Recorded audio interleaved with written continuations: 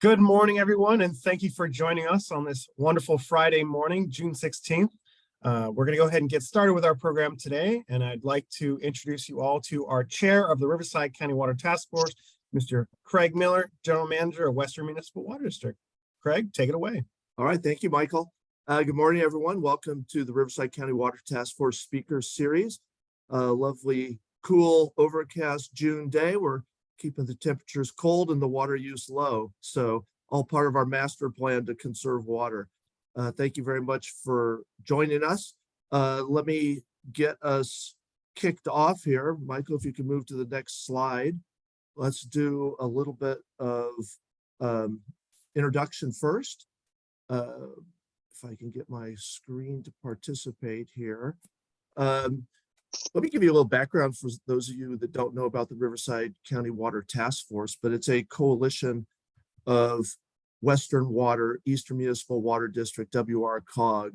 And it was originally set up by the County of Riverside some time ago because they recognized the importance of water to our area. So we're trying to follow through and keep water as an important topic in our area and amongst the public. So we really appreciate you joining in. The purpose is to facilitate dialogue between public and private entities and to address current and future water issues in a collaborative regional manner. We host this quarterly speaker series and try and include an in-person event each year, which we did last year, which was a tour of Prado Dam, and then a speaking event after that. It was really fun. So hopefully you'll be able to join us at the end of this year. So what do we, today we're talking crisis averted. And I'm sure you've all heard in the news about the Colorado River. It's the hot topic in water. And we're really excited to have some great speakers here to talk about it with us today. So a little bit of housekeeping before we get going. Hold your questions to the end. We're going to do all the questions through chat. So if you want to log in and chat a question, that's great. Staff will keep track of them and we will ask the speakers. If you want to, for a general question, that's great. If you want it for one particular speaker, just note that in the chat. If there are any technical issues, send a private chat to Sylvia or Nelis, or you can email at outreach@wmwd.com or text to 424-259-3777. So this event will be recorded, as you may have noted. So let's get rolling. Next slide, Michael. So here's our agenda. We've done the housekeeping. We will turn it over to Chris Gray to give us a little WRCOG update. We'll bring on the panelists. Then we'll do all questions for all the panelists, and then we'll wrap it on up. Next slide. All right, Chris, take it away. Chris is the Executive Director for the Western Riverside Council of Governments, Joint Power Authority consisting of 18 cities, County of Riverside, and us two water districts at Eastern and Western. We appreciate you including water districts, and the Riverside County Superintendent of Schools. WRCOG's been a great partner in water. We really appreciate that. And we want to give Chris an opportunity to give a little WRCOG update. So Chris, go ahead. Great. Thanks, Craig. So our most exciting item is we have our General Assembly and Leadership Address coming up on June 29th. It is at Pechanga Resort and Casino. The event starts at 4 p.m. There will be a general reception and a concurrent VIP reception until 6. After that point, you'll make your way to the ballroom where the dinner will be held. Following the dinner, Doris Kearns Goodwin, who's a noted presidential historian, who's written extensively on leaders during turbulent times, such as Abraham Lincoln, Theodore Roosevelt, and others. She'll be presenting both information and then also a facilitated Q&A. So those of you who are history buffs, we certainly hope you will enjoy this. And also just to let you know, if you've not been to our event, we're anticipating roughly 800 people, key stakeholders throughout the region, including over 100 elected officials from WRCOG member agencies, as well as key private sector folks, key business leaders, and others. So next slide, please. So our event's not possible without our sponsors. So I wanted to quickly acknowledge the water agencies who are sponsoring our event. That includes Eastern and Western Municipal Water Districts, as who are our silver level sponsors, and then our bronze level sponsors include the Elsinore Valley Municipal Water District, Santa Ana Watershed Project Authority, and the Metropolitan Water District. Thank you for your sponsor. An event would not be possible without the sponsors. And Craig, with that, I'm going to turn it back to you for the real reason why everyone's here this morning. All right. Before we get to our first speaker, Chris, yeah, thank you. I'm looking forward to that event. For those of you who have not been to that event, it's a great event. The program's excellent. The hallway conversations are outstanding. It's kind of a who's who of Riverside County. So I would encourage you all to attend also. Before we turn it over to our first speaker, it's always a challenge to put these programs together. I want to thank Eastern Municipal Water District for stepping up and putting together the program for today. And to kick it off, I'd like to turn it over to Eastern's General Manager, Joe Mawad, to have the honor of introducing our speakers. So Joe, thank you very much for all your effort to bring the speakers together. I know it's not easy, but we really appreciate it. I'll turn it over to you, Joe. Thank you, Craig, and good morning. Good morning, everyone. Really great to be here this morning. As Craig mentioned earlier, we wanted to focus this morning on the Colorado River issues. I think we're all monitoring the rapidly evolving events on the river, and just snapshot over the last month, Lake Powell has increased over 40 feet in elevation just over a month and expanded 5 miles longer. That's equivalent to expanding by about 36 feet longer every hour. And that's expected to continue for the rest of the month. So we're fortunate today to have two speakers that have a wealth of knowledge on the Colorado River. First up will be Jessica Neuwirth, who currently serves as Deputy Director of the Colorado River Board of California and has been with the board since 2014. During her time with the board, Jessica has represented California's interest in numerous interstate, multi-stakeholder groups and negotiations. Jessica holds degrees in biology and natural resources management from the University of Wyoming. Jessica is going to tell us more about the Colorado River Board's role in representing the interest of the Colorado River users in Southern California and what the interim agreements mean for the Colorado users going forward. And we're very fortunate to have Stacy Wade with us this morning. Stacy was named Deputy Regional Director of the Lower Colorado Basin in November of 2019. Stacy oversees a diverse group of the region's core operational programs in Arizona, Nevada, and Southern California. Her management responsibilities include oversight of the resources management, Boulder Canyon operations, financial management, and acquisition and assistance management. In addition, Stacy oversees the management and operations of the region's Southern California and Yuma area offices. Today, Stacy will be speaking to us on the Bureau of Reclamation's continued work to ensure equitable and sustainable usage of Colorado River resources amid calls from the federal government to conserve this vital resource for all of us. So we have a lot to cover this morning, and I'm going to go ahead and turn it over to Jessica. Good morning, Jessica. Good morning, everybody, and happy Friday. Thanks for hopping on. I'm happy to get to speak with you today and talk a little bit more about California and what's been going on the Colorado River. Next slide. So as Joe mentioned, I'm with the Colorado River Board of California. It is a small state of California agency that was established in the 1930s. And the duty of the Colorado River Board is to protect the rights and interests of California in the resources of the Colorado River, including water and power. And membership of the board is a pretty diverse bunch. We have state representation from the Department of Water Resources, Department of Fish and Wildlife, public at large, and then we also have participation from the 6 major water and power users in California for Colorado River water. Next slide.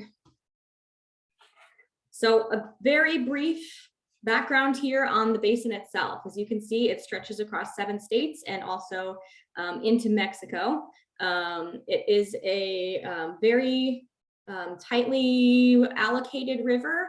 It is shared by the upper basin, which is Wyoming, Utah, Colorado, and New Mexico, and the lower basin, which is California, Arizona, and Nevada.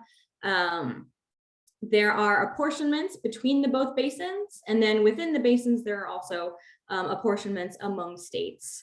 Right now, the river is being administered under the 2007 interim guidelines, which was a process that dictated how Powell and Meade operate and share water among themselves, and also how the lower basin deals with shortages.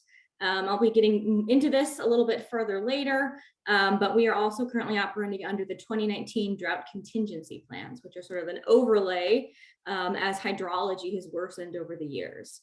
And one thing of note that I think Stacy will be getting into in more detail later is that in the lower basin, reclamation serves as what we call the water master. And functionally what this means in many ways is that reclamation carries the stick in the lower basin, that all paths to getting Colorado River water in the lower basin go through reclamation. They hold the contracts and can set some water quality, use standards, things like that. So in the lower basin in particular, the states work very closely with reclamation on managing where water goes and how it's used and tracking it and all of that. Next slide. So to tell you a little bit more about Colorado River water users in California, I'm going to go through some of our major users here. So the first one I want to start with is the Palo Verde Irrigation District. You can see them in the purple out here. And Palo Verde has an unquantified water right serving approximately 105,000 acres. Next slide. Then we have what we call the Reservation District in red here, down by the border, which is the Fort Yuma Kichan Indian Tribe and Barred Water. Together they serve about 15,000 acres. Next. And the Imperial Irrigation District is sort of the big fish in California. They have a water right of up to 1.3 million acre feet that serves almost 500,000 acres of croplands for forage, vegetables, and fruit crops. Although right now, about 500,000 acre feet of that water per year is transferred out of the Imperial Irrigation District to Metropolitan, San Diego, and Coachella. Next. And moving on to Coachella here. They also have some pretty significant acreage with some high dollar crops, including dates, vegetables, fruit, and turf, and about 330,000 acre feet of water rights. Next slide. And then moving on to the Metropolitan Water District of Southern California, who I'm sure you're all familiar with. They're a regional water wholesaler supplying water to 26 member agencies. And they have a water right to 550,000 acre feet, supplemented with up to 590,000 acre feet of additional supply through different conservation, forbearance, fallowing, exchange, and transfer programs. And next. So in California, you'll often hear the figure for the basin as a whole that there are 40 million people that are supported by the water of the Colorado River. And about half of those live here in California, as well as 650,000, more than 650,000 acres of irrigated agriculture, very productive ag lands that are able to be used year round and supply a lot of really critical crops across the nation. And in California, in many ways, we hit our limits on water use many decades ago. California was one of the earliest basin states to develop water, and we were already relying on surplus water back in the middle of the 20th century. So California, in order to continue to meet our needs with the limited supply available to us, has executed more transfers between users than any other basin state. And those transfers have allowed California to permanently reduce our water use by about 800,000 acre feet every year, starting in 2003.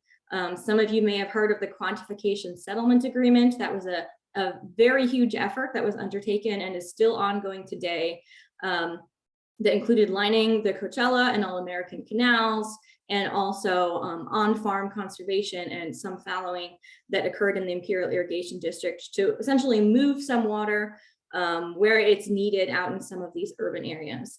And then in addition to that, we also have fallowing agreements that touch on pretty much every one of California's water users, including Palo Verde, the Bard Water District, and the Kichon Tribe. So all of that allows California to meet the needs of these 20 million people while also maintaining agricultural uses across the state.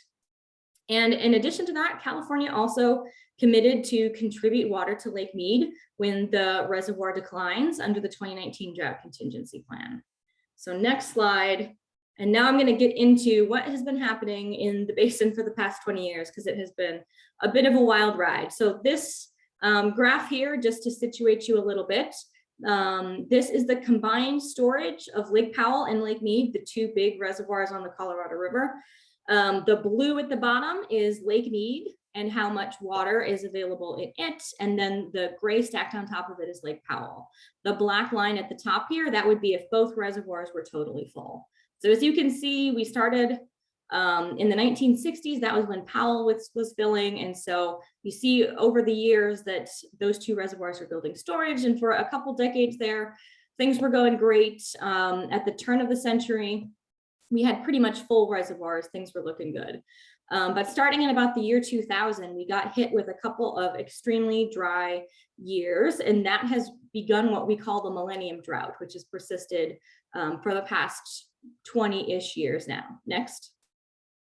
And so this rapid decline in storage that you can see here prompted a lot of changes. So in combination with the millennium drought, you also have the state of Arizona through the Central Arizona Project was really ramping up its deliveries at the same time. So we were really getting hit with the double whammy for our storage here. And that prompted the Quantification Settlement Agreement, or QSA, in California. And that's the program I talked about before that allows California, we were using about 5.4 million acre feet, 5.3, and had been for many years because there was surplus water available in the system. And that's how we continued to meet, particularly the needs of the Metropolitan Water District.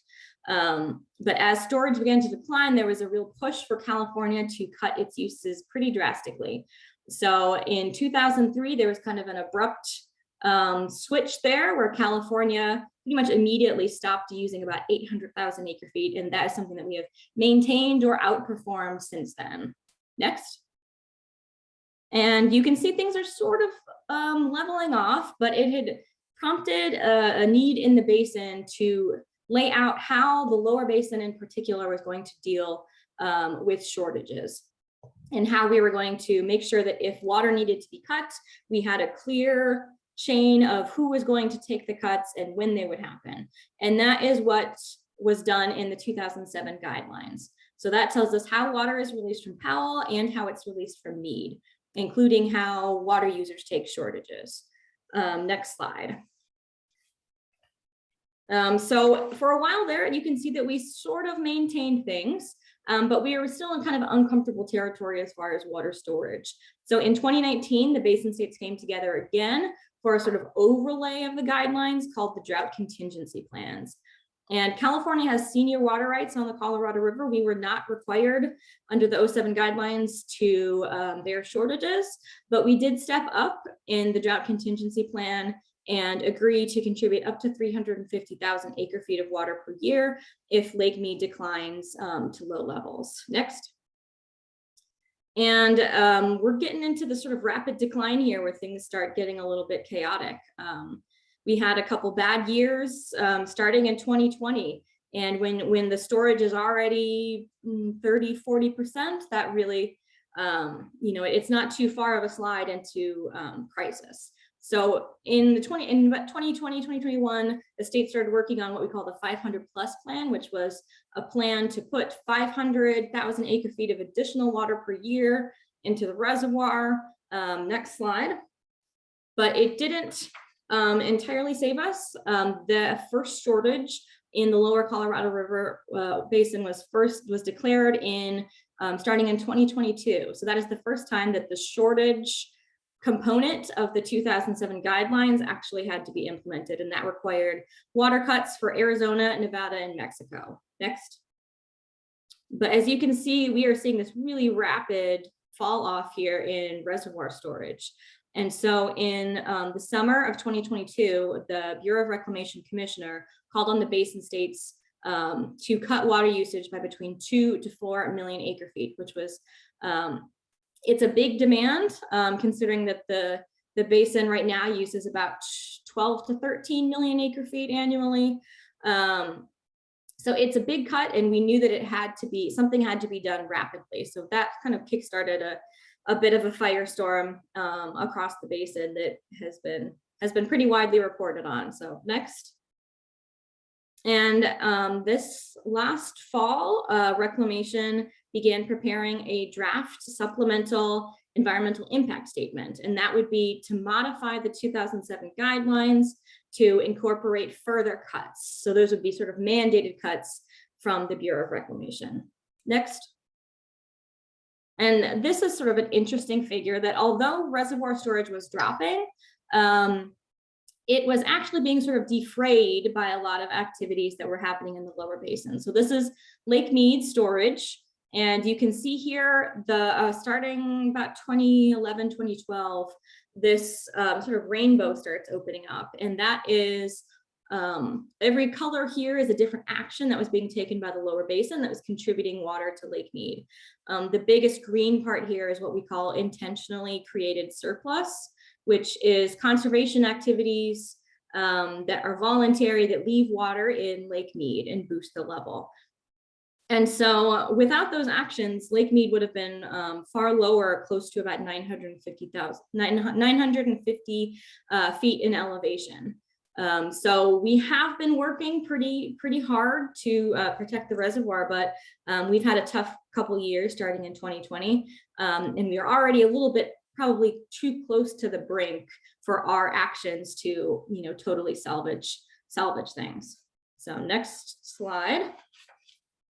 So one of the problems in the basin is that I'd mentioned, I think earlier, that the basin is regulated by what we call the law of the river, which started with the 1922 Colorado River Compact. And since then, we've stacked on a treaty, multiple laws, things like that, that all dictate how water moves and how it's used among the basin's water users. But throughout the past century, there has been some conflicts that have been generated, some conflicts of interpretation in the law of the river.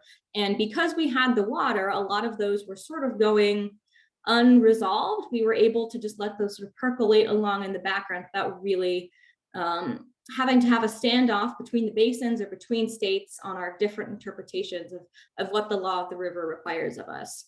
But as we are losing storage, that is no longer the case.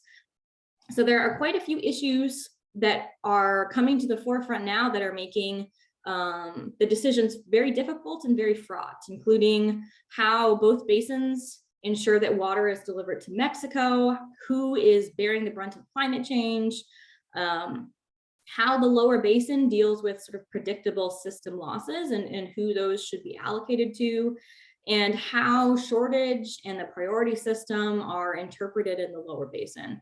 And then there's just a constellation of other things that crop up when you're sort of on the brink, including challenges with infrastructure, dam safety, power generation, environmental resources, and water quality. So it's not a comfortable place to be in, to be watching this, declining hydrology and having the reservoir sort of on the brink like they have been for the last couple of years.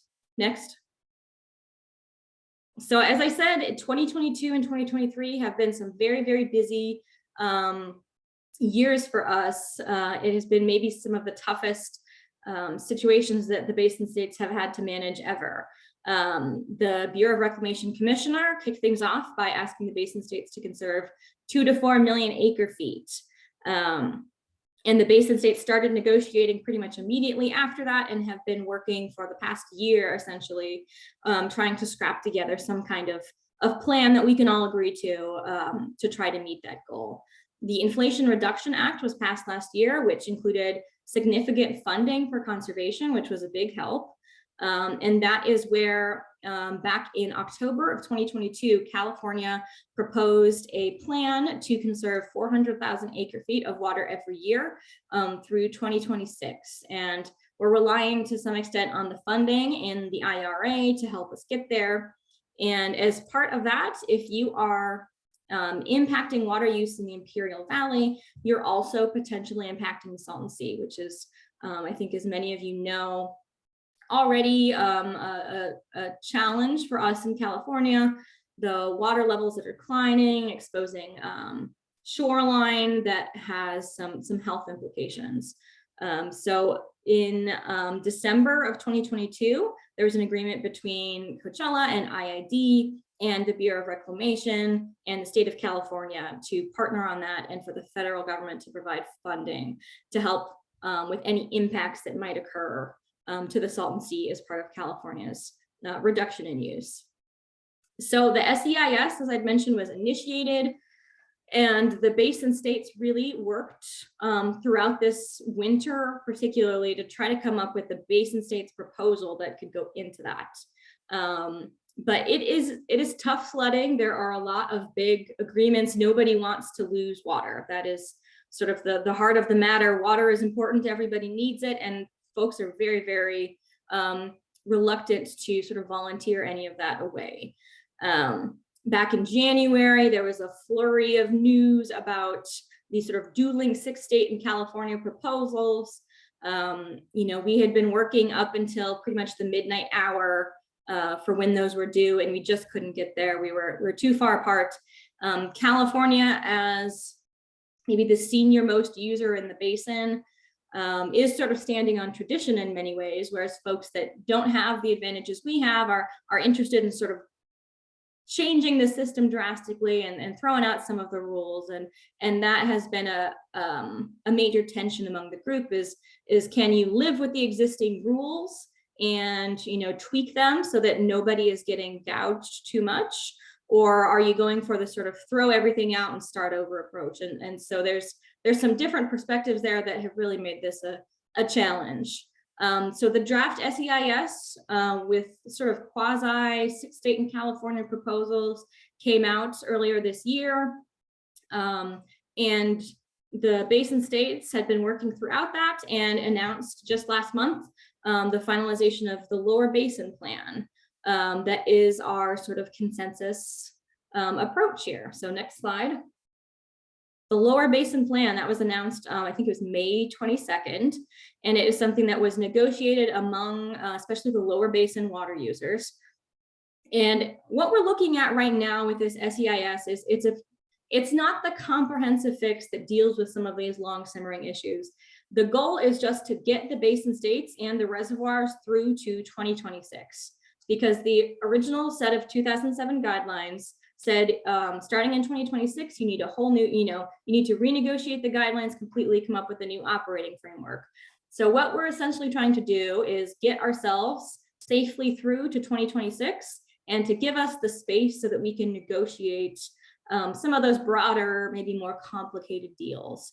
So the goal here is not to go too crazy, but just to help us limp along, stop the bleeding, and give us the time and space that we need. So the lower basin plan includes cumulative reductions between now and 2026 of 3 million acre feet in the lower basin in Mexico over the interim period. And those are in addition to whatever cuts are already going to be triggered under the 07 guidelines and the 2019 drought contingency plan. The lower basin states also agreed that if Lake Mead is projected to decline below elevation 1025, that we will meet and rapidly prepare something else that can help avert the decline of the reservoir, or reclamation will do it for us essentially. And we're also allowing for some lower releases from Powell if need be to protect elevation 3500 there, which is about 10 feet from minimum power pool in Lake Powell. So the lower basin states and basin states put this out, and in response, in late May, Reclamation withdrew the draft SEIS so that they could analyze the lower basin plan as part of that.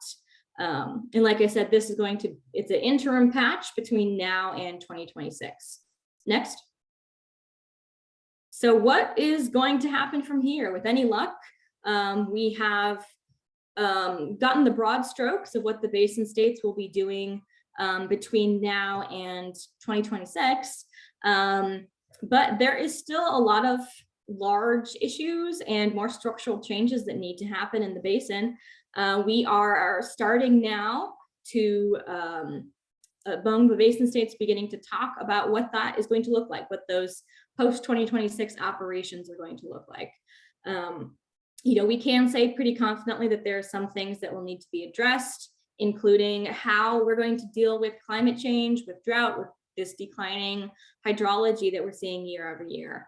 In the lower basin, we also have what we're calling a structural deficit, which is that we are using more water every year than what is coming in, partly to deliver, it's a combination of different things, but it is a pretty predictable loss. So that even when Lake Mead has been getting sort of normal deliveries from Powell, we're still spending more than we're earning. And I think that is probably the most urgent task before the lower basin states, is to have a predictable fix for that. So that what we're responding to is actually drought and not just kind of overuse. And there are also issues that need to be worked out about the upper basin's obligation through the 1922 Colorado River Compact to deliver water to the lower basin and to Mexico. So there's a number of very large issues. The basin states over the past 20, 30 years have a really good history of working collaboratively. That has been strained recently, but I think most of the stakeholders still know that our best path to getting a solution that we can all live with is to go through each other, to work with each other, rather than against each other if we can, and to try to come up with something that may not be perfect, but at least it will be livable for folks. So that is, we will be very, very busy over the next couple of years, chipping away at that. Next slide, and that is it for me. Thank you for your time, bright and early on this Friday morning. Thank you, Jessica. Much appreciated. And we're gonna hold the questions till the end. So we're gonna roll right into the presentation by Stacy Wade. Stacy, I'm gonna hand it over to you. Good morning. Thanks, Joe, and good morning to everyone. In looking at the attendee list, many of you I know, many of you I don't know. And so for those that I do, good to see you, and those that I don't, nice to meet you, albeit virtually. That seems to be the world that we work in today. As Joe indicated, I am Stacy Wade, one of the Deputy Regional Directors for the Lower Colorado Basin region, and the Southern California area reports up through my half of the organization before it gets to Jackie Gould, our Regional Director. And I'm happy to be here today and talk about addressing drought in the Lower Colorado Basin. And when I saw the topic, it said crisis averted. And I don't think crisis is averted. I think we're in a lull. I think we were very fortunate this year, as we're going to get into, but I think we still need to keep working on the conservation and looking at how we use water. So next slide, please. So Jessica gave you quite a bit of information on reclamation in the lower basin from California's look and where California interacts. I'm going to kind of give just a high level of reclamation for those of you that don't know reclamation and what we do. Up until drought, reclamation kind of slid underneath the radar, and not a lot of people knew of reclamation unless you were definitely in the water business. But now we've made it to the big time. When you get interviewed by 60 Minutes and CNN, you know you're getting out there and your name is noticed. We are a Department of Interior agency. We're one of the oldest agencies in the federal government. Actually, we were established in 1902 to manage the water in the West. We cover the 17 Western United States. We are the largest wholesaler of water in the U.S. Jessica indicated that The Southern California area provides Colorado River water to about 20 million people. The reclamation itself provides water to over 40 million people in the West when you count all of the states, in particular the lower basin, or the upper and lower basins together. We provide water to irrigate about 10 million acres of farmland, and we produce 60% of the nation's vegetables. And that's an important factor to consider and to keep in mind, is most of your winter lettuce and vegetables that's produced and provided across the country comes out of reclamation water, in particular the lower basin. We're the second largest producer of hydroelectric power with 58 power plants, and we produce over 40 billion kilowatt hours of power. And we'll get into the power impacts here in just a little bit, because Southern California is a big recipient of the majority of the power produced in the lower basin. Reclamation has over 600 dams and reservoirs, and that includes some people say it's Grand Coulee's the largest. I say we have the most majestic. We have Hoover Dam, which of course is known worldwide, Davis and Parker dams, and all of the infrastructure for water delivery on the Colorado River, on the lower Colorado River. Can you, next slide, please. Honing in a little bit on just the lower Colorado Basin region, as we're known in Interior Region 8, you can see we encompass all of Arizona, Southern Nevada, and a good portion of Southern California. And that includes some of those islands that are off of the coast of California, Catalina and others. We also are responsible for managing our treaties with Mexico. Next slide, please. So just a little bit about the lower river objectives, how we manage the river, what it goes through, the things that it does. We provide, the primary purpose is to provide flood control. One of the reasons for Hoover Dam's construction, that's its #1 mission, is to provide flood control and ensure the river continues to be navigable. The other one is to meet US water orders. We deliver water. We take water orders daily, and we deliver that water downriver to the water users that are in need of it. Again, we manage the treaty with Mexico, and part of that is to make sure that we're meeting appropriate salinity requirements, that the water is within a certain range of salinity, and we're delivering good quality water to Mexico down there. Generate hydropower. Also protect the environment. We have a multi-species conservation program in place. It's a 50-year program to meet all of our Endangered Species Act requirements.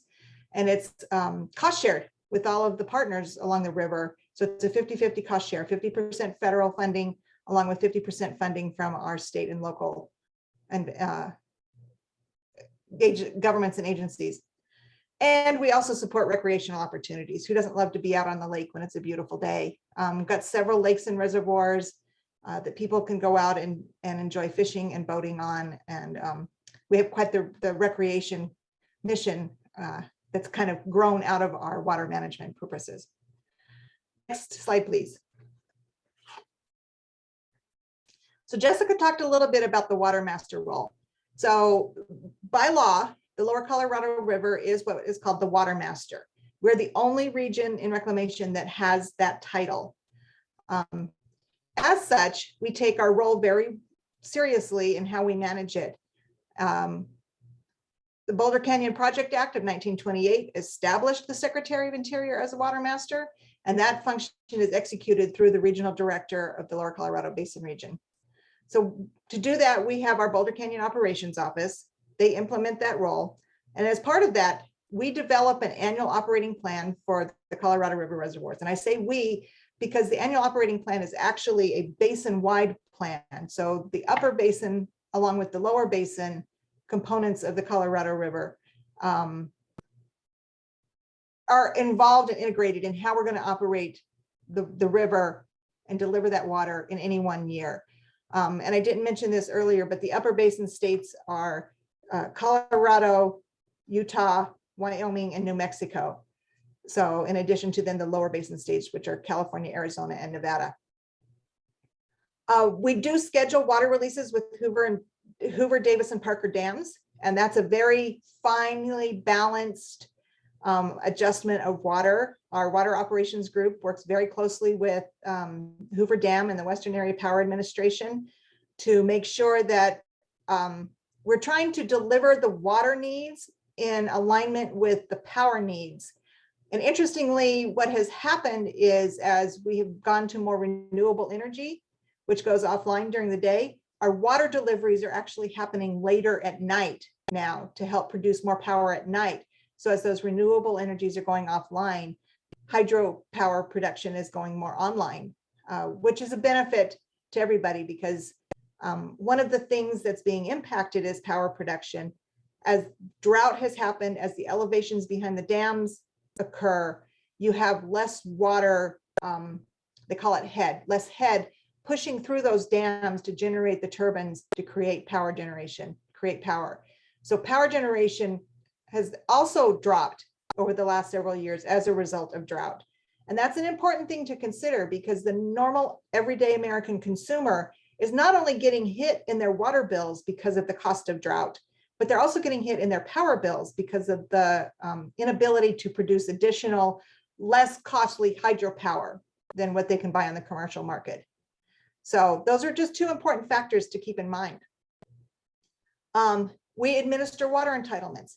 Every drop of water in the lower Colorado Basin region is got a contract, we manage the contract, and we administer those contracts. In addition, we account for every single drop that's used in the lower Colorado Basin region, and we produce an annual water accounting report. And that takes every contract holder and talks about, how much water they were delivered, how much ICS they may have created, if they have a system conservation agreement, ensuring that their system conservation agreement numbers are met. And so it's a pretty complex process that we go through every year to ensure that all of that water is accounted for, and we produce it in a publicly available water accounting report. And we approve those US water orders. Every water user sends in a water order to us, and we make sure that that's going to fit within their allocation as defined in their water agreement. So next slide, please. So here's the two basins that I spoke of. 16.5 million acre feet. Interestingly enough, when they decided it was that 16.5 million acre feet was what was going to be provided out of the Colorado River, was done in very high flow years. And unfortunately for us, I don't think the river has actually produced 16.5 million acre feet too much longer after the compact was signed into. Needless to say, that's what we live by. 16.5 million acre feet allocated annually. 7.5 million acre feet each goes to the upper basin and the lower basin. And then 1.5 million acre feet goes to Mexico. The average natural flow, 16 million acre feet. 14.77 million acre feet of that actually originates in the upper basin. 1.3 million acre feet comes in the lower basin, just from our cited inflow tributaries. The inflows are highly variable. I'm going to show you a chart here in just a moment that kind of talks about the flows, and you're going to see the highs and the lows. There's about 60 million acre feet of storage, about 4 times the annual average inflow. So between Powell and Meade, we can store about 60 million acre feet. Again, way more than the average annual inflow. So we're fortunate in the lower basin. Actually, we're fortunate in the Colorado River Basin, but particularly in the lower basin, where there's such an impact on California, that we have a large storage reservoir.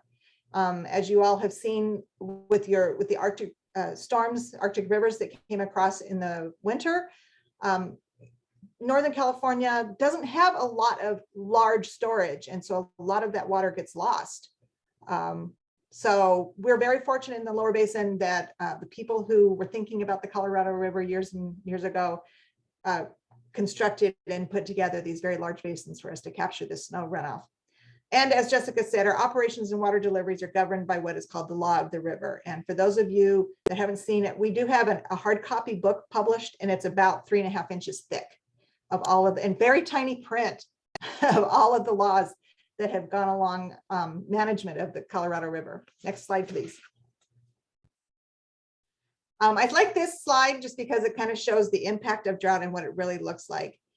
As Jessica indicated, we're in the driest 23-year period on record.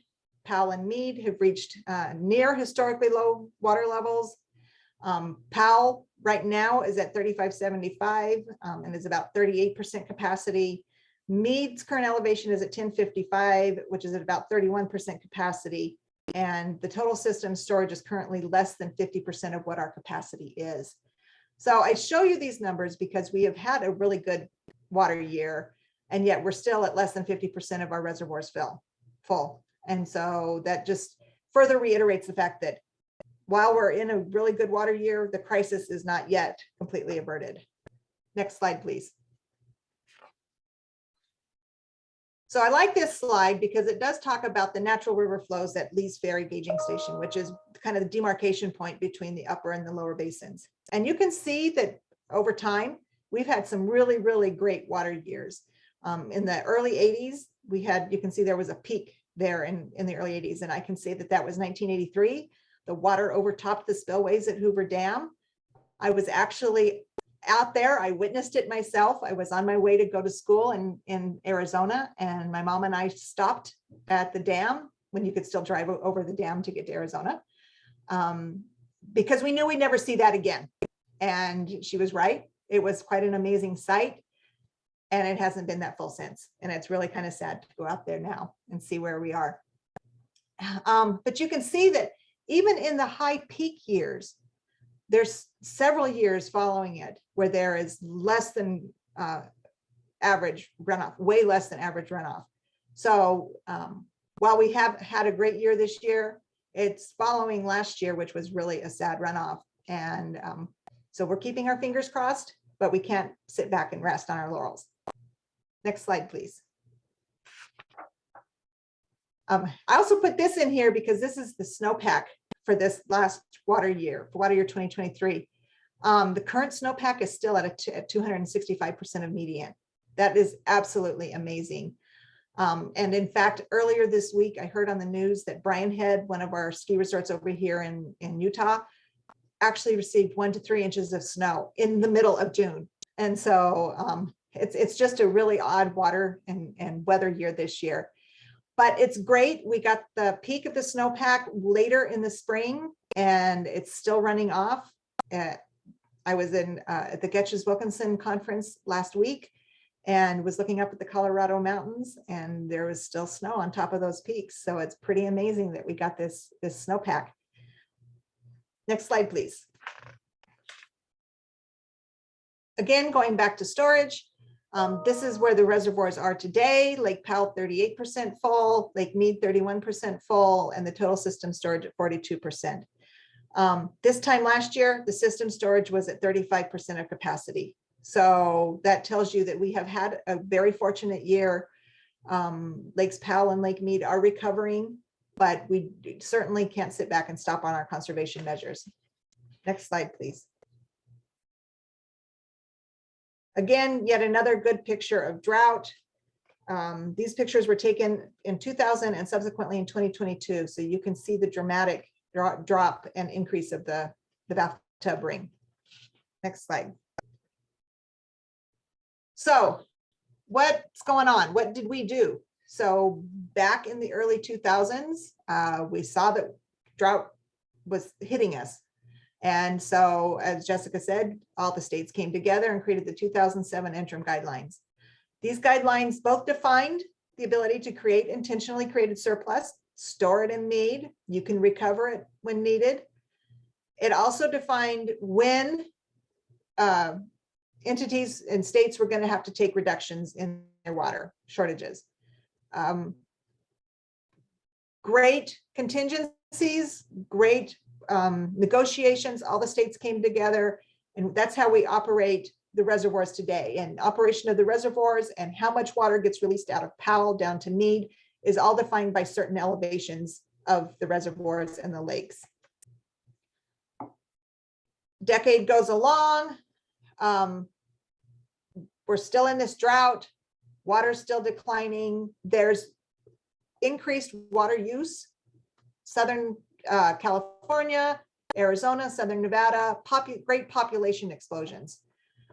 still sitting in a drought. So the states came back together again and negotiated what is called the 2019 Colorado River Drought Contingency Plans. Again, defined shortages and reductions to deliveries beyond what was defined in the 2007 interim guidelines. So all of these reductions and shortages are stacked on top of each other. In addition, and actually signed before the 2019 Drought Contingency Plan was signed, Mexico also entered into a water scarcity plan with the US so that in certain reductions, under certain conditions, Mexico would take reductions to their water delivery as well. 2022, commissioner testifies to Congress about the severe risk to the basin. That was actually a remarkable day. Never before has reclamation gone forward to Congress and said, hey, our system is at risk. I commend the commissioner for doing that. I think it really brought attention to the dire situation of the system, and it actually inspired Congress to act.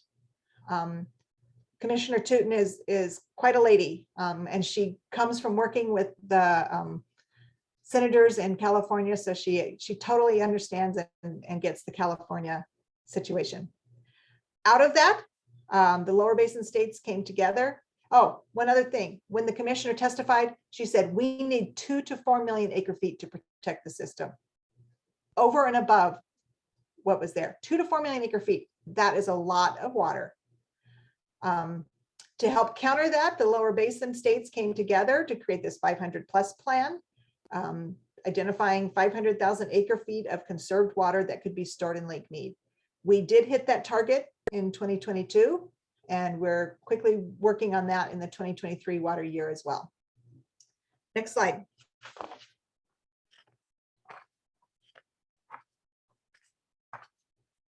So what's happening now? So again, as Jessica mentioned, no, next slide. Let's go on to the next slide. Reclamation did put out a draft supplemental EIS. This is a supplement to the 2007 interim operating guidelines. This has been worked on very fast. We put the notice of intent out last November and issued the supplemental EIS in April. That's almost unheard of for an EIS of this size and scale. Keeping it the scope very narrow, making sure that it is focusing on the Colorado River and just supplementing what the current processes were. November 17th to December 20th was the public scoping period. We did release the draft SEIS on April 11th of 2023. It included the no action alternative as well as 2 additional alternatives. One of those was following what is defined by law, the traditional priority system of water deliveries.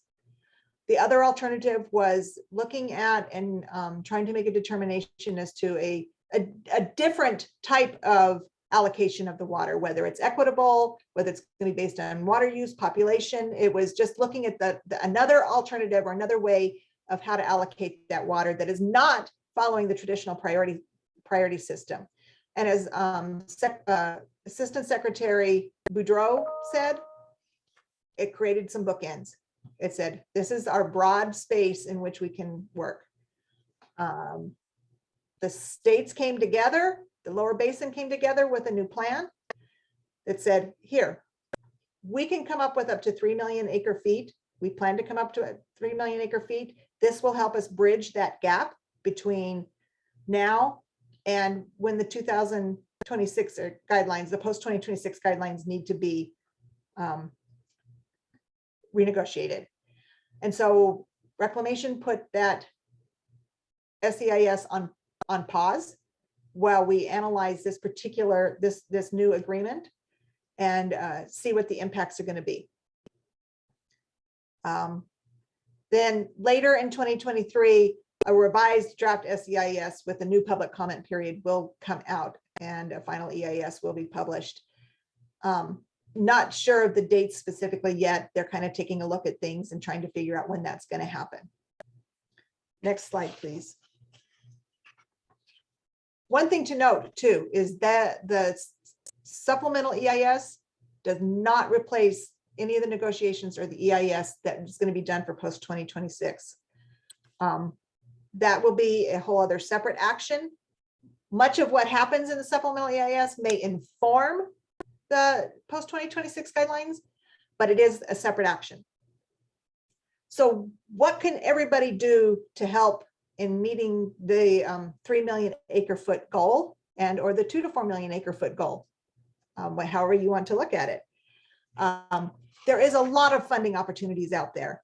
I said that when the commissioner went to Congress, Congress heard, Congress listened, and Reclamation has been very fortunate to receive a significant amount of funding from the Bipartisan Infrastructure Law, the BIL, as well as funding from the Inflation Reduction Act.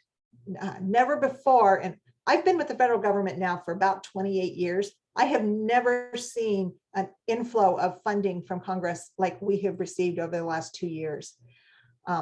It's a very amazing time, and it's as a federal employee, it's a great opportunity for us to get to provide funding to help our fellow citizens in what needs to be done.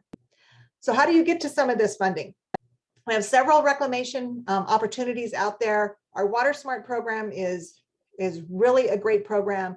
Most of the funding is actually going out and being awarded through the Water Smart program. And we'll get into that in just a minute.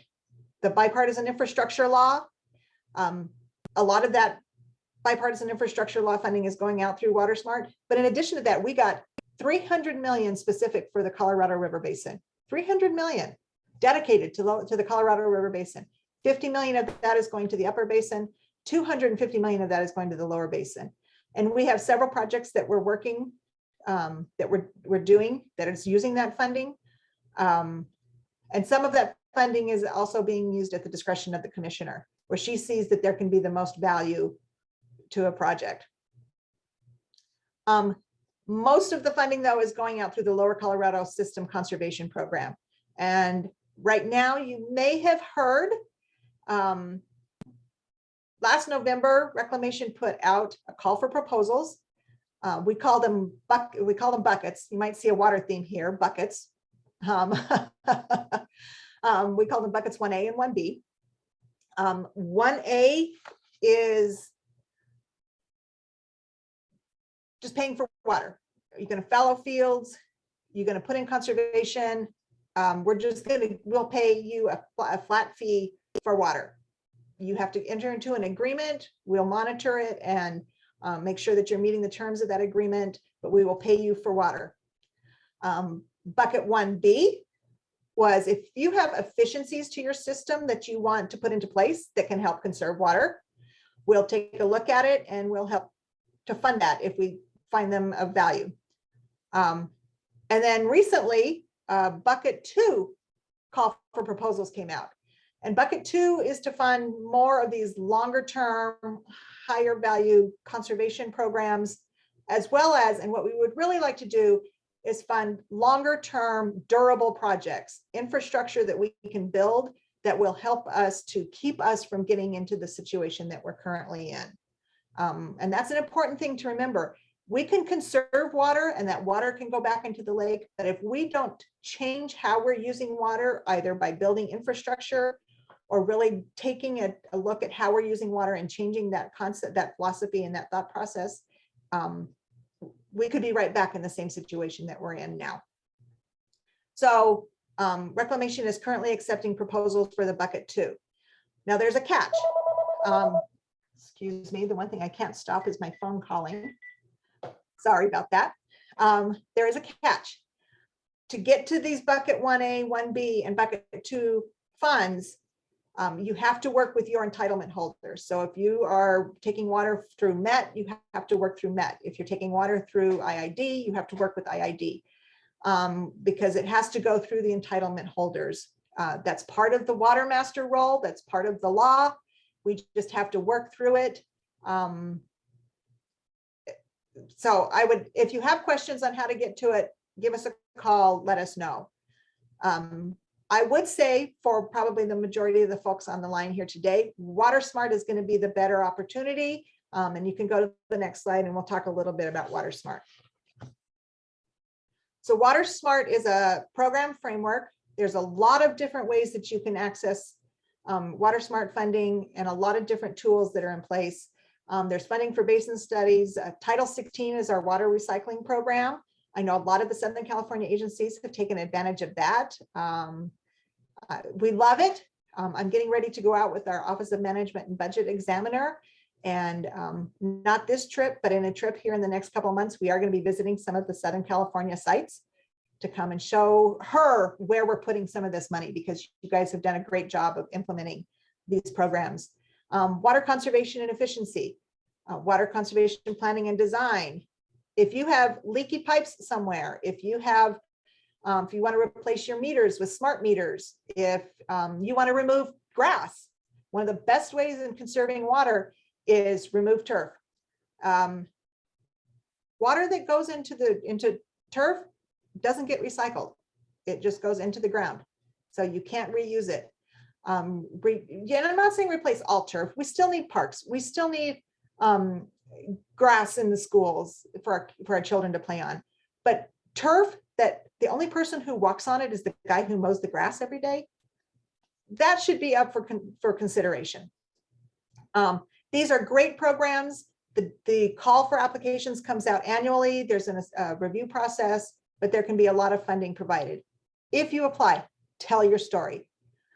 If you have a leaky pipe, or you want to build a pipeline that can then connect to another utility provider that then provides water to an underprivileged community or a tribe, that's going to get you extra points. But there are ways to do this. Tell your story. Tell the reviewers what you're going to do and how it's going to impact drought and the communities. Next slide. So I talked about a lot of money. This is the amounts of money that was provided for these things. $100 million to cooperative watershed management, $100 million to multi-benefit projects to improve watershed health, desalination projects, $250 million, $400 million in water smart grants. That's unheard of. In fact, our water resources policy office is having a difficult time, and we're having to staff up to be able to process all these applications, because we've never had this much funding available to us before. And $550 million to water reclamation and reuse. So those recycling projects that you want to build out there, apply for them. You have to do your planning. You have to have all of your feasibility and your thoughts and everything as to how you're going to do it in place, and it has to meet reclamation standards. But you can phase it. So if you need funding to pay for that feasibility study, you can apply and get funding for it. It's usually a cost match. It's not full funding, but it's at least a way to get you started. There's more information about the implementation of all of this at the link provided there. And then I think on the last slide there's a link to the Water Smart page as well. Next slide. So I want to talk a little bit about the development of post-2026 operations. Next slide. So I'm hoping that many of you saw yesterday, there was a press release that came out that put out the notice of intent that we're going to initiate the environmental impact statement process for our post-2026 operations.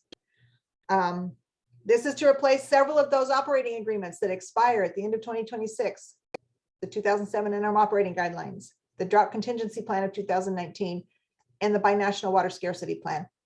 Now, this particular process is only to address those two domestic agreements, the operating guidelines and the 2019 drought contingency plan. We are currently sitting around the table and working with Mexico on their side of it and how we would implement and negotiate that side. I know we're meeting just about weekly with Mexico.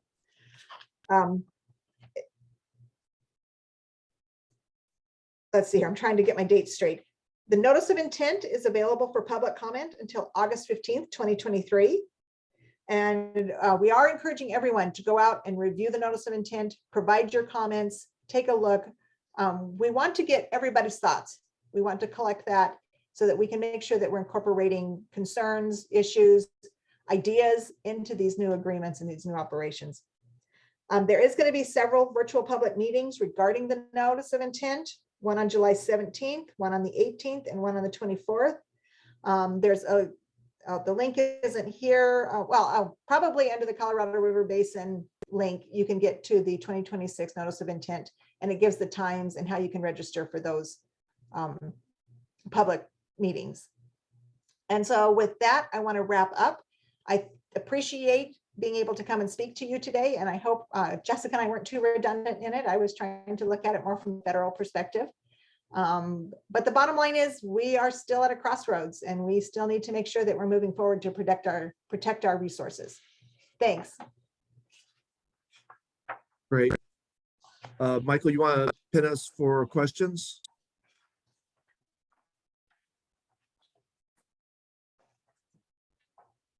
There we go. Should we invite Jessica? There she is. Great presentations. That it's so complicated, and I don't think those that are not involved in it all the time really appreciate what's happening behind the scenes. I'm not even sure where to start with questions. You know, you could get so into the complexities of the negotiations, but I think you guys both did a great job of laying out, you know, the purpose, what the issues are. Let me start with Jessica. So there's a lot of talk about what the lower basin states are doing. Are they the only ones doing anything? Is the upper basin just kind of sitting around? What are they doing? So the upper basin, last year they did release what they call the 5-point plan, which in some ways is a plan to create a plan. The upper basin is a very different creature than the lower basin. You know, as we've talked about the water master role in the lower basin, we have this sort of centralized control and oversight from reclamation. In the upper basin, it's by a state basis. It's a much more kind of broad, less centralized process up there. And they also do not have the sort of experience that we have in the lower basin with these broad programs. You know, California has the nation's largest ag to urban water transfer that we've been doing for several decades. You know, we have fallowing programs in pretty much every district. But that's not something that has really happened in the upper basin. They have been trying this past year to implement a system conservation program, but they haven't really been getting the participation that they want to see. It's a very small amount of water. And there's some longstanding disagreements between the basins on whether the upper basin, I think the upper basin interprets it as that lower basin should be resolving this. And to some extent, the lower basin, we have this structural deficit that needs to be fixed, but in general, there does need to be this dual basin process to conserve water in both basins. So the lower basin, I think, is going first. We are looking at the 3 million acre feet plus whatever we get through the existing rules and cuts. So, you know, it could be considerably more than that, but you know, the 2 to 4 was not a lower basin goal, it was a whole basin goal. That's so right. Yeah. So Craig, I also Stacey, you want to weigh in, Stacey? I do want to weigh in a little bit, looking at it from the basin-wide perspective. And while I come from the lower basin and I take my personal water from the lower basin, I do have a duty to represent and support the whole basin to get collectively. The upper basin is working on and will be releasing their own system conservation program here very soon, kind of their bucket 2 program. And we're hoping that they get people who want to take advantage of that and help to participate in the protection of the Colorado River basin. But, you know, in addition, it took a while, but they did come together and put together a drought response operation when we were at those critical elevations and moving water from their upper reservoirs down to Powell to help protect those elevations. You know, the upper basin is going to continue to put out there that they operate in a shortage all of the time because, you know, if we only get 12.5 million acre feet of inflow and they have to deliver 6 to 6.5 million acre feet or higher to the lower basin by law, that leaves them in a shortage. So they're going to continue to say that, but they are recognizing that it is becoming a basin-wide problem. They do look to the lower basin to fix most of the structural deficits. And those are things that we're going to have to address in the post-2026 guidelines. But I don't want people to leave thinking they're not doing anything. They are working towards it. And I think they are beginning to see that it is going to have to be a collective solution. And yes, I will give a plug for the drought response operations. They moved about 600,000 acre feet of water from upstream reservoirs down to Powell in 22 and 23, I think. So there are some programs that are happening up there. It's just it's a different animal in the lower basin and the upper basin. Well, they're a long way away from Southern California, so maybe we just don't ever see what they're doing and don't hear about it. We're very geographically centric in our thoughts on the Colorado River.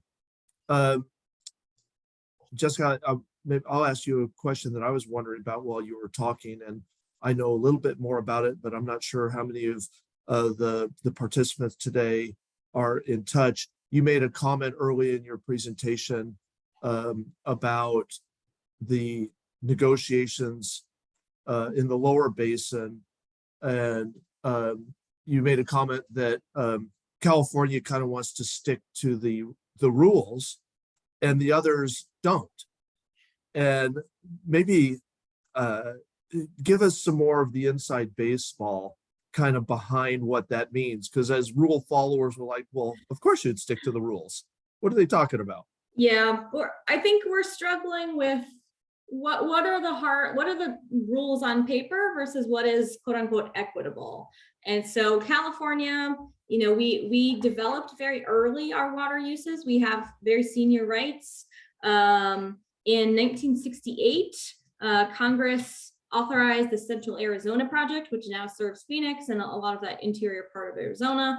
But it was it's a junior water user. And so when there's cuts that have to be made, it typically goes to Arizona and Nevada, and California in some ways has been, we don't necessarily have the same sword hovering over us as the folks at the Central Arizona Project do.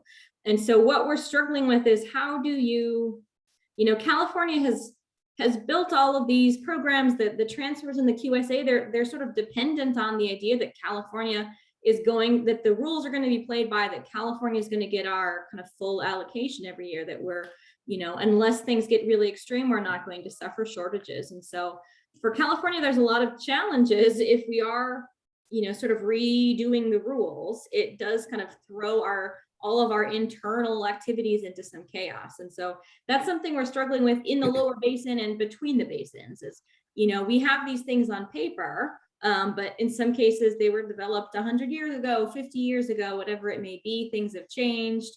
And, one of the struggles we're facing is how can you follow those existing rules and bend them enough to keep everybody where they're meeting their needs. And one thing that California would potentially say is that back in 2003, when we were required to do the quantification settlement agreement, the rules didn't bend for us. We were required, even though California had been using that surplus water for 50 plus years, since the 1960s, especially to meet urban demands, we didn't get a pass. We weren't told like, well, yes, but California can, keep using that. We know what your water right is, but we know what the rules say, but you can just get a pass on that. We were bumped down pretty abruptly by about 800,000 acre feet, and we've been doing that ever since.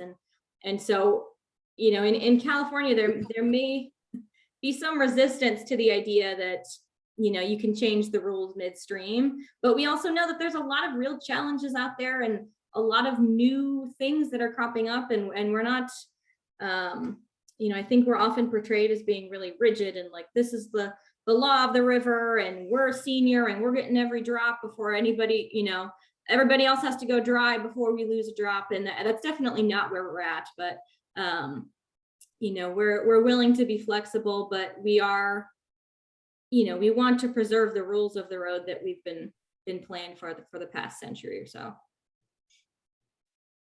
Stacy, you want to add anything to that? I think Jessica did a good job. I think there are challenges everywhere. but California is definitely, they have the priority rights. They have been, the senior water users. I don't know what's going to happen as we move forward and progress, but as I alluded to earlier, California users have also stepped up to the challenge, and they've started doing more water recycling and looking at desalination, brackish water desalination, and turf removal. I would say that there's still a lot more that can be done, not just in California, but in all of the basin. And I would encourage everybody to look at that. We will see as we progress on how things are going to work. I don't know that we'll go back and change the compact. Nobody wants to reopen the compact and take a look at that. But we'll have to see how the post-2026 negotiations go and move from there. Okay, another question from the audience. Stacy, I'll let you lead off this time. What is the plan to manage the quality of Colorado River water? Well, I think that we do a pretty good job of already managing the quality of the Colorado River water. There are several programs in place. There's a salinity program that in the upper basin states where they're they're putting in programs and projects to reduce the amount of salinity that's in the water, saline that's in the water as it moves downstream. We have a very complex system in the Yuma area of delivering fresh Colorado River water with more highly saline water to make sure we're meeting those standards for the delivery to Mexico. And we've never had an issue with delivering that. In fact, Mexico's getting better quality water today than they have in the entire past. But we do routine water quality measurements just to make sure that everything is in alignment and compliance. And I don't see that any of that will change. Of course, as drought happens, water and saline becomes more concentrated. And so that's something that we're going to have to really watch. But again, we do monthly sampling and water quality analysis. And at this point, nothing has popped up that there's anything real serious to be concerned with. But it is definitely something we take seriously and we do routinely. Great. I'm scrolling through questions. There's a lot of questions coming in.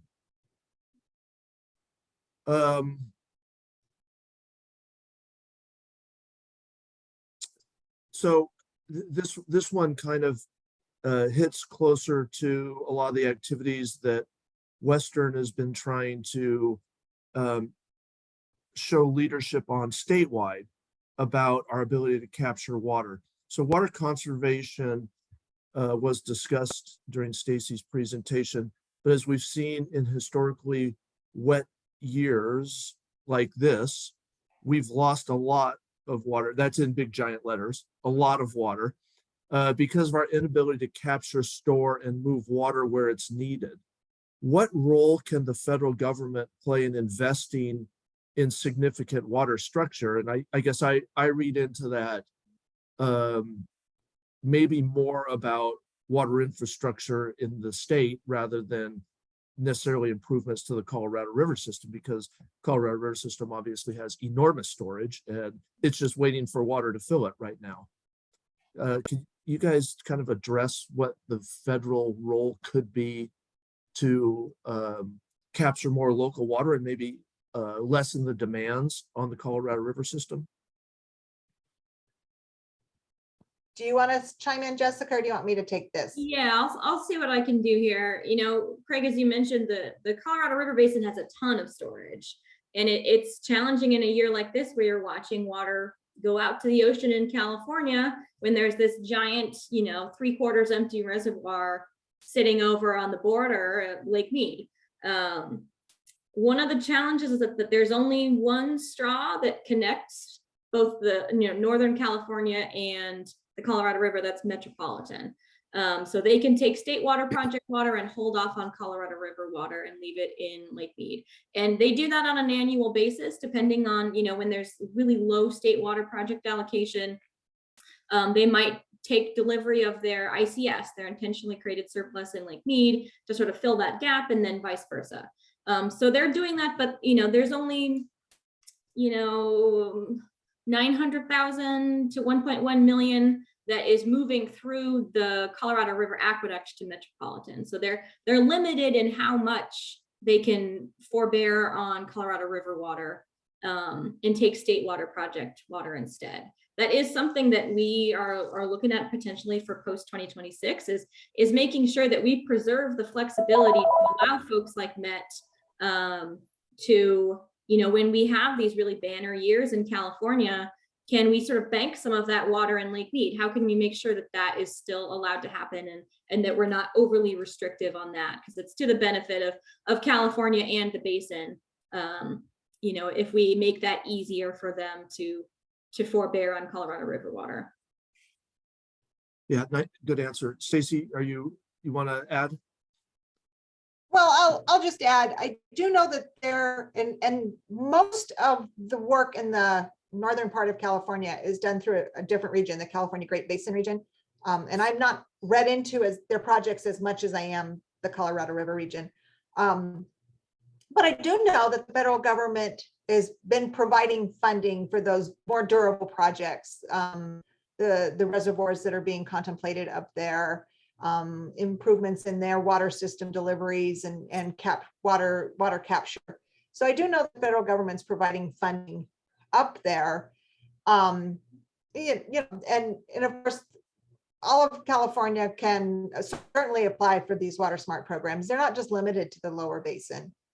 And so they're a reclamation wide activity. So although the way that our system conservation programs are written and put into place is way different than the way that the funding is all being negotiated in the Northern California area.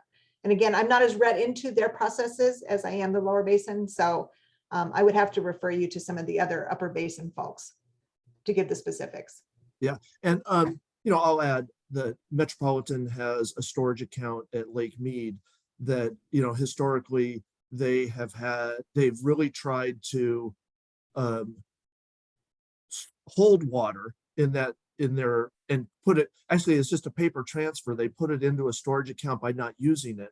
And so in years when it's wet like this year, and they have more state water project water than they know what to do with, they'll definitely try and hold water in their storage account, which in effect is really shifting those demands. And so, I think that was an insightful question by someone in the audience today to say, well, there's got to be more that we can do. And we certainly are hoping the federal government's going to help fund some of these bigger programs in the state.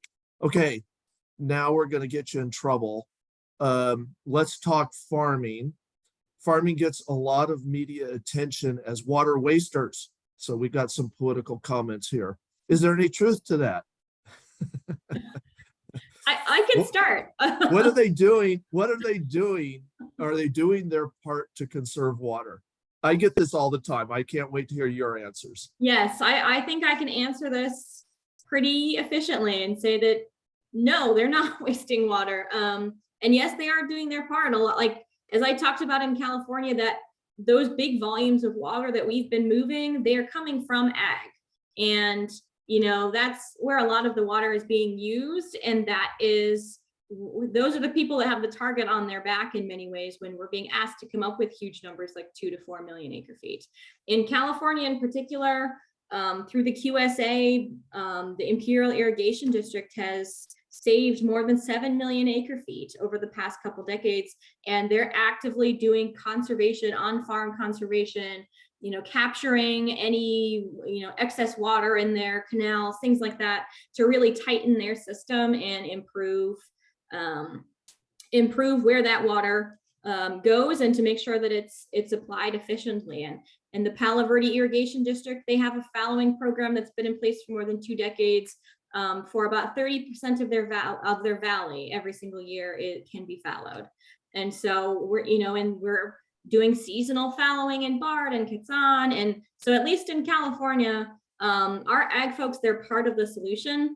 They're not sort of the problem child in the room. They are working collaboratively with everybody else to find ways, to the extent that we can, of making sure that ag isn't sort of bearing the brunt of these needed reductions, that they're helping, but they're still preserving farming communities. And especially in the lower basin, this is high quality ag land. It produces a lot of really important crops.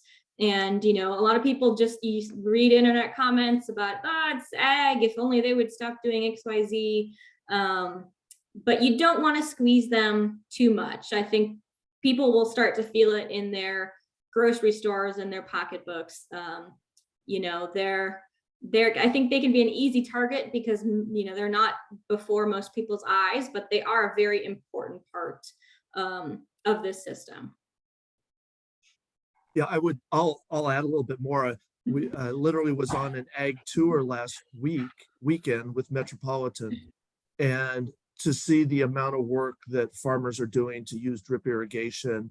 And the farmer told a really interesting story. They were growing tomato crops, and they don't plant seeds anymore. They plant little plants, and they figured out that it would take so much water to get the seeds to sprout. It'd be an enormous waste of water. So we could do that in a greenhouse and save an enormous amount of recycled water in the greenhouse. And then we plant the plants, and so we don't have to use as much water. And so I think the farmers, especially in the media in Southern California, aren't getting credit for what they're doing. Instead, we hear terms like, well, almonds are an enormous waste of water. And, I kind of look at that as it's a product, it's a crop, it's a product that California produces. They produce like 100%, almost 100% of the almonds used in the world. So why don't we think of that as a product from California that uses water just like microchips or other things that use water? So it's easy to pick on ag and say, well, let's just shift the water.